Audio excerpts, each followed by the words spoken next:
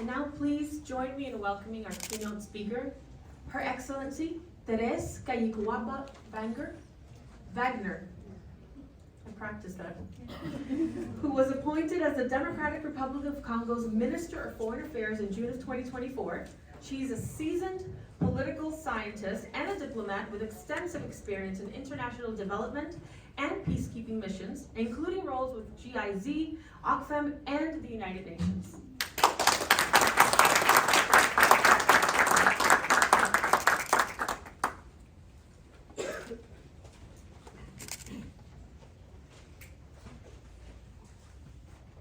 Excellencies, honorable members of Congress, distinguished ambassadors, ladies and gentlemen. Let me begin by expressing my sincere thanks and gratitude to the Institute of Diplomacy and Human Rights and to the International Defenders Council, and to all who have made this gathering possible. I salute your commitment to placing dignity, equity, and human values at the heart of diplomatic reflection. It is a profound honor to speak from this forum, a space where diplomacy, lawmaking, and conscience converge, where the voices of nations, citizens, and civil society come together to envision a more just and cooperative world. We meet at a time of profound fragmentation, a time when extraordinary technological progress stands in stark contrast with the visible erosion of fundamental rights. Old wars are resurfacing, new conflicts are taking root, and across the globe, it is women and children, the first victims of insecurity and institutional failure, who bear the weight of our collective silence. In this fragile environment, international moment, the role of states, institutions, and principled actors is more urgent than ever. It is no longer enough to prevent crisis. We must chart a moral course, restore trust in international norms, and reaffirm that peace is not simply the absence of war. It is the deliberate pursuit of justice, accountability, and shared humanity. It is in that spirit that I speak to you today, not only as a foreign minister of a nation too often defined by its suffering, but also as a woman, an African, and a diplomat, deeply convinced that the renewal of global diplomacy will come through its willingness to hear those who have been too long excluded. And as we reflect on what the spirit demands of us today, we must also take stock of where we stand globally and morally. Ladies and gentlemen, we gather today not only in a moment of geopolitical uncertainty, but also against the backdrop of a solemn milestone, the 25th anniversary of UN Security Council Resolution 1325 on women, peace, and security, a landmark recognition of the indispensable role women play in preventing conflict, rebuilding peace, and rebuilding fractured societies. Yet, a quarter century later, the global record remains sobering. Over 122 million people are currently displaced worldwide, a number that continues to rise.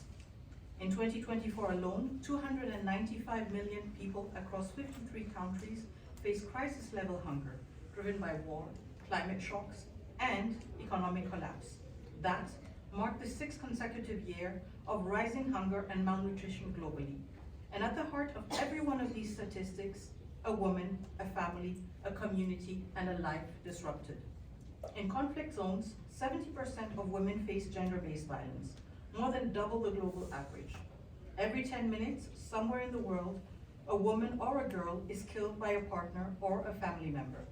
And in places where peace is most urgently needed, civic space is shrinking. Today, nearly 3/4 of the world's population lives under repressive conditions, with only 40 countries preserving what we can call still open civic space. These are not just humanitarian failures, they are strategic failures, because when women are excluded, when youth are silenced, and when community voices are ignored, we do not build peace. We merely delay its collapse. But amid this bleak landscape, we also witnessed extraordinary resilience. In the very places most impacted by war and displacement, from Syria to the Sudan, from Ukraine to Eastern Congo, women are organizing. They are holding the communities together, filling the vacuum of absent systems and demanding to be heard. Their courage is not peripheral, it is foundational. And yet, they remain too often absent from decision-making spaces, including peace-making processes. It is time we move from rhetoric to reform, from reactive crisis management to inclusive, preventive diplomacy, from top-down mandates to bottom-up transformation. These global patterns of exclusion and resilience are not abstract to me. They live and breathe in the communities that I serve. Let me now turn to a place I know intimately, not only as a diplomat, but as a daughter of the Democratic Republic of the Congo. Since January, the eastern provinces of North and South Kivu have endured a devastating escalation of violence. The M23 rebel group, backed by external forces, seized Goma and Bukavu, triggering a humanitarian catastrophe. Over 7.3 million people are now internally displaced across the country, with more than 700,000 in Goma alone. The toll on women and girls is staggering. In March, reports of sexual violence surged by nearly 700%, with 381 cases documented in just 2 months. A figure that likely underrepresents the true scale, as many survivors remain silent due to fear and stigma. Alarmingly, children account for up to 45% of these cases, with a child being raped every 30 minutes during the early months of this year. These atrocities are not incidental. They are deliberate tactics of war, aimed at terrorizing communities and dismantling the social fabric. In Goma, rebels have imposed forced labor, compelling residents to perform public sanitation tasks under the threat of violence. Essential services have collapsed, and the local currency has been replaced by the Rwandan franc, the currency of the neighboring country, deepening economic despair. Yet amidst this darkness, the resilience of Congolese women shines. They lead community kitchens, organize trauma counseling, and advocate for peace, often at great personal risk. Their strength is a testament to the indomitable spirit that persists even in the face of unimaginable adversity. This crisis underscores the urgent need to fully implement UN Security Council Resolution 1325. Women must not only be protected, but also empowered to lead peace-building efforts. Their voices are essential in crafting durable solutions and ensuring that justice prevails. Ladies and gentlemen, the Democratic Republic of the Congo stands at a pivotal juncture, not only in the life of our nation, but in the architecture of global peace and security. For too long, narratives have cast us solely as victims of war, of plunder, of silence. But the DRC today is more than a witness to history. It is a country determined not to delay peace, but to build it decisively, accountably, and inclusively.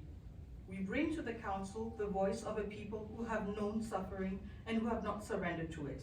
A people who know that peace is not a document signed in a distant capital, but a daily act of courage and policy and justice. And as we prepare to conclude our candidacy for a non-permanent seat in the United Nations Security Council for 2026-2027, we do so with conviction and with clear priorities. We will be a constructive and committed voice in debates on international peace and security, not to speak louder, but to speak truthfully and in solidarity with those too often unheard. We will advocate for a renewed approach to peacekeeping, one that is agile, accountable, and better aligned with realities on the ground, grounded in local legitimacy and not foreign assumptions. We will press for the responsible governance of natural resources, to end the cycle of extraction and conflict, and to ensure that the wealth beneath our soils become a source of prosperity and not predation. We will support transitional justice and disarmament, not as slogans, but as pathways to dignity and reintegration, because no peace lasts if injustice is left to fester. We will be a strong voice for women and youth in peace processes, insisting that UN Security Council Resolution 1325 and its sister resolutions 1820 and 2250, which condemn sexual violence as weapons of war and which also speaks on youth, peace, and security, are pivotal in our efforts within the Security Council.